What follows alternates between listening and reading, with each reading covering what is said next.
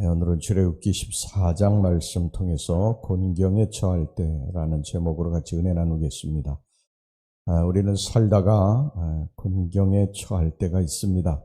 자녀 때문에, 직장 때문에, 또 사업 때문에, 가정 때문에 어떻게 해볼 수 없는 상황에 몰려서 꼼짝 못할 그럴 때가 있습니다. 만약 이것이 여러분의 처한 상황이라면 출애굽기 14장의 말씀을 통해서 많은 위로와 힘을 받을 수 있을 것입니다. 오늘 출애굽기 14장의 말씀은 이스라엘 백성들이 낱마처럼 얽힌 복잡하고 어려운 상황에 대해서 말하고 있지만 그들이 어떻게 이 곤경에서 벗어나서 다시 회복이 됐는가 하는 것을 우리들에게 간증하고 있기 때문입니다. 이스라엘 백성들은 평생을 애굽에서 살았습니다. 모세의 인도하에 애굽에서 나온 사람들 중에 애굽 아닌 곳에서 태어나서 자란 사람은 한 사람도 없었어요. 그들의 생활 양식은 철저히 애굽식이었습니다. 그들은 애굽인의 습관과 특징과 생활 방식, 그리고 심지어 냄새가 나는 음식 부추와 마늘을 즐기는 것까지도 체득을 했습니다. 따라서 하나님은 이제 그의 백성들에게 새로운 생활 양식을 가르쳐야 됐습니다. 그러기 위해서는 먼저 그들의 정신이 번쩍 들도록 무엇인가를 가르쳐야 됐어요. 그래서 그들을 홍해로 인도하신 것입니다. 출애굽기 13장 18절 말씀 우리 어제 같이 살펴보았죠. 출애굽기 13장 18절에 이렇게 말씀을 하고 있어요. 하나님이 홍해로 백성을 인도하심에, 하나님이 홍해로 백성들을 인도하셨다는 것입니다. 그런데 참 이상한 내용이 오늘 여기 본문의 2절에서부터 4절까지 나옵니다. 2절에 4절까지 보겠습니다. 이스라엘 자손에게 명령하여 돌이켜 바다와 믹돌 사이에 비하이로답 곧 바알스본 맞은편 바닷가에 장막을 치게 하라. 바로가 이스라엘 자손에 대하여 말하기를 그들이 그 땅에서 멀리 떠나 광야에 갇힌 바 되었다 하리라. 내가 바로의 마음을 완악하게 한즉 바로가 그들의 뒤를 따르리니 내가 그와 그의 온 군대로 말미암아 영광을 얻어 애굽 사람들이 나를 여호와인 줄 알게 하리라 하시매 무리가 그대로 행하니라. 출애굽하기 전에 이스라엘 백성들은 고센 땅 라암셋이라고 하는 곳에 살았습니다. 출애굽 때에 히브리인들은 이 라암셋을 떠나서 에담까지 남쪽으로 내려갔어요. 거기에 진을 쳤습니다. 하나님께서 모세에게 이 말씀을 주신 때는 분명히 거기였을 것입니다. 그들이 에담에 있는 동안 하나님께서 말씀하셨어요. 바알스본까지 올라가라. 다른 말로 하면요, 이 바알스본까지 가라는 것은 후진하라는 것입니다. 되돌아가라는 거예요. 원래 왔던 곳에서 되돌아가라는 말씀입니다. 지도를 보면은 이렇게 거슬러 올라가는 것으로 되어 있습니다. 물론 그럴 수도 있죠. 거기가 안전한 곳이면 뭐 거슬러 올라가야 마땅한 것이죠. 그런데 문제는 뭐냐면 이 하나님께서 거슬러 올라가라고 한 그 바알스본은요, 지형적으로 완전히 막힌 지역이었어요. 막다른 골목과 같은 곳이었습니다. 바로도 오늘 여기 3절을 보면은요, 이것을 알고 쾌재를 불렀습니다. 너희들이 이제 막힌 곳으로, 막다른 골목으로 갔다. 그러면서 쾌재를 불렀어요. 이 바알스본이라고 하는 지역은 북쪽으로는 거대한 이 암석 구조물인 무시무시한 애굽 요새가 있었습니다. 이것을 뚫고 지나간다는 것은 이스라엘 백성들 250만 명이 여기를 뚫고 가는 게 도저히 불가능한 일이었어요. 남쪽으로는 미스라임이라고 하는 광활한 그러한 애굽의 사막이 있었습니다. 이곳에는 이스라엘 족속을 보호해 줄 수 있는 것이 아무것도 없었어요. 또 서쪽으로는 라암셋과 고센이 있었습니다. 라암셋과 고센은 자기들이 살던 곳인데 살던 곳에서 나온 사람들이 그곳으로 다시 돌아간다고 하는 것은요, 그것은 안 되는 것이죠. 더군다나 그곳에는 애굽의 군사들이 중무장을 하고 600승의 이 철병거를 거느리고 이스라엘 백성들의 뒤를 쫓아오고 있지 않았습니까? 그래 그곳으로 다시 갈 수는 없고, 동쪽으로는 뭐가 있었냐? 홍해가 가로막혀 있었어요. 그러니까 여러분 어느 쪽이든 갈 수 없는 상황이죠. 완전히 사방이 다 막혀버린 것입니다. 이게 도간에 든 쥐가 되고 만 것입니다. 여러분 우리 인생에도 이런 때가 있지 않습니까? 앞으로도 갈 수 없고 뒤로도 갈 수 없고 좌우를 둘러보아도 막막합니다. 어떻게 살아야 할지 무엇을 해야 할지 숨이 막힙니다. 자, 이런 상황에 처한 분들이 계시다면요, 오늘 이스라엘 백성들의 태도를 좀 살펴보고 모세가 어떻게 했나 하는 것을 좀 살펴보는 것이 대단히 중요합니다. 첫 번째, 이스라엘 백성들은요, 이런 상황에서, 이 사방이 막힌 상황에서 심히 두려워했다고 말씀을 하고 있습니다. 10절 말씀 보겠습니다. 출애굽기 14장 10절 말씀. 바로가 가까이 올 때에 이스라엘 자손이 눈을 들어본즉 애굽 사람들이 자기들 뒤에 이른지라 이스라엘 자손이 심히 두려워하여 여호와께 부르짖고. 자, 그 다음에 두 번째 이스라엘 백성들의 태도가 어떤 태도였느냐면요, 11절 12절 말씀 보겠습니다. 그들이 또 모세에게 이르되 애굽에 매장지가 없어서 당신이 우리를 이끌어내어 이 광야에서 죽게 하느냐. 어찌하여 당신이 우리를 애굽에서 이끌어내어 우리에게 이같이 하느냐. 우리가 애굽에서 당신에게 이런 말이 이것이 아니냐. 이르기를 우리를 내버려 두라. 우리가 애굽 사람을 섬길 것이라 하지 아니하더냐. 애굽 사람을 섬기는 것이 광야에서 죽는 것보다 낫겠노라. 이게 뭡니까? 원망하고 불평했다는 것입니다. 첫 번째는 두려워하고 무서워했다는 것이고요. 그 다음에 두 번째는 원망을 쏟아냈다는 것입니다. 그러면서 왜 우리를 애굽에서 이끌어내서 우리가 언제 가겠다고 그랬느냐? 왜 우리를 애굽에서 이끌어내서 여기서 다 죽게 만들었냐고 원망과 불평을 쏟아냈어요. 사실 이스라엘 백성들이 지금 한 말은 거짓말이죠.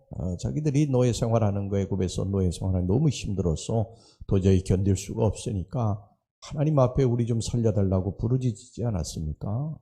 모세가 일부러 가가지고 안 가겠다고 하는 이스라엘 백성들이 끊어낸 게 아니거든요. 그런데 여기 지금 보니까 어려움에 처하게 되니까 사방이 막힌 곳에서 이제 다 죽게 됐으니까 하나님 원망하고 모세를 원망하고 또 거짓말까지 하는 것입니다.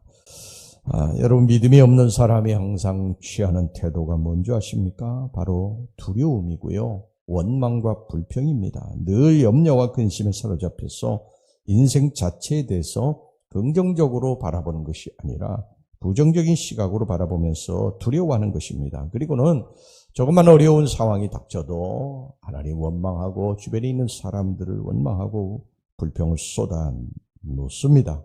여러분 이것이 우리 인생의 문제를 해결하지 못합니다. 두려워하고 원망하는 자에게 문제는 더 커 보이고요. 나중에 거기에 눌려서 망하게 됩니다. 자, 그런데 이스라엘 백성들과 다르게 모세는 어떻게 했느냐? 여러분 모세가 한 말이 무엇입니까? 13절 14절 말씀 보겠습니다. 모세가 백성에게 이르되 너희는 두려워하지 말고 가만히 서서 여호와께서 오늘 너희를 위하여 행하시는 구원을 보라. 너희가 오늘 본 애굽 사람을 영원히 다시 보지 아니하리라. 여호와께서 너희를 위하여 싸우시리니 너희는 가만히 있을지니라. 두려워하지 말라는 것입니다. 이스라엘 백성도 두려워하고 원망하고 불평했지만 모세는 두려워하지 말라는 것입니다. 원망하고 불평하지 말라는 것입니다. 그 이유는 뭐냐면 여호와께서 하나님께서 너희를 대신해서 싸울 것이다. 여러분 바알스본으로 올라가라. 거슬러 올라가라. 왔던 길을 거슬러 올라가라고 하신 분이 누구십니까? 하나님이십니다. 하나님이 그렇게 하신 것이면 여러분 하나님이 사방이 막히게 이 이스라엘 백성들을 그런 상황과 환경에 처하게 하시는 것입니다. 그렇다면 하나님의 계획과 섭리가 있음을 우리 믿어야 됩니다. 여러분 이스라엘 백성들을 애굽에서 이끌어내신 분이 하나님 아니십니까? 그렇다고 한다면 분명히 거슬러 올라가 사방이 막힌 곳에 있게 하신 분도 하나님이시다. 하나님의 계획과 섭리가 있음을 믿어야 됩니다. 여러분 우리들의 삶의 진퇴양난의 이런 문제들을 만날 때 우리가 낙심하고 원망하고 두려워하고 떨기 전에 이곳에 처하게 하신 하나님의 계획과 섭리가 있지 않겠는가? 이것을 믿어야 된다는 것입니다. 이것을 믿어야 이제 하나님의 역사가 시작이 됩니다. 여러분, 하나님은 항상 우리들을 이렇게 어떤 한쪽에 대안을 이렇게 놓으실 때 역사하시지 않으세요. 내가 이렇게 막혔어요. 사방이 아니라 한 세 부분이 다 막혔어요. 근데 한 부분으로 피할 수 있는 길이 있어요.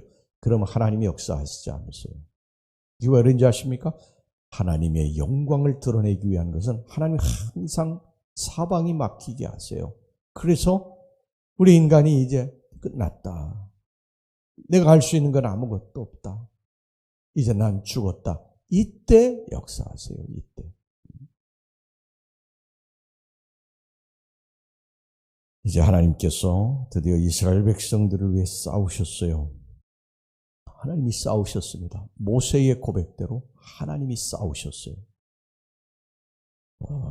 홍해를 가르시고 이스라엘 백성들을 그 홍해 육지와 같이 건너게 하신 다음에 애국 군대들이 그 홍해로 그들을 쫓아 들어올 때 물이 그들을 덮쳤습니다. 하나님이 싸우신 것이죠.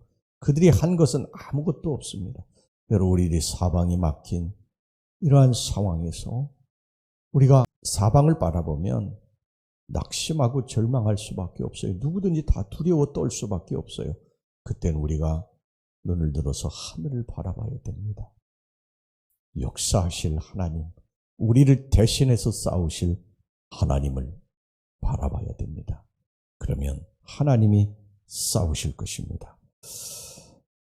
홍해를 건넌 후에 이스라엘 백성들이 바닷가를 거닐었어요. 거기서 애굽 사람의 시체를 보았다고 말씀하고 있습니다. 30절 보겠습니다. 그날에 여호와께서 이같이 이스라엘을 애굽 사람의 손에서 구원하시매, 여호와께서 이같이 이스라엘을 애굽 사람의 손에서 구원하시매, 하나님이 구원하셨다는 것입니다.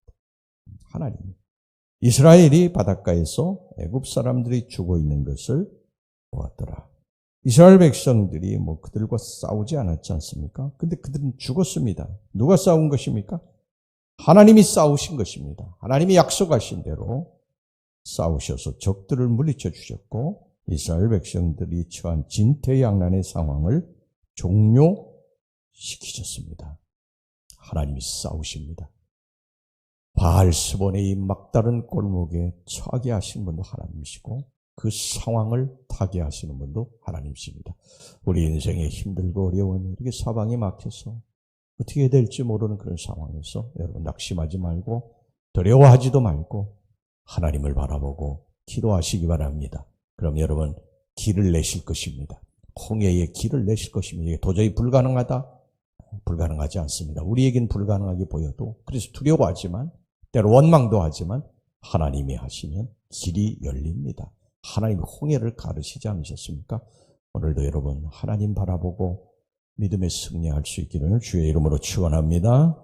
기도하겠습니다. 하나님 아버지, 우리가 살다가 인생의 큰 곤경에 처할 때 사방이 막혀서 이렇게도 할 수 없고 저렇게도 할 수 없는 답답한 지경에 처할 때 우리는 항상 주님 그 환경 상황 바라보고 낙심하지 말고 두려워하지 말고 위에 계신 하나님, 나를 도우실 하나님, 전능하신 하나님, 사방이 막힌 곳에서 역사를 일으키실 하나님을 바라보고 믿음으로 승리할 수 있게 하여 주시옵소서. 예수님의 이름으로 기도하옵나이다. 아멘.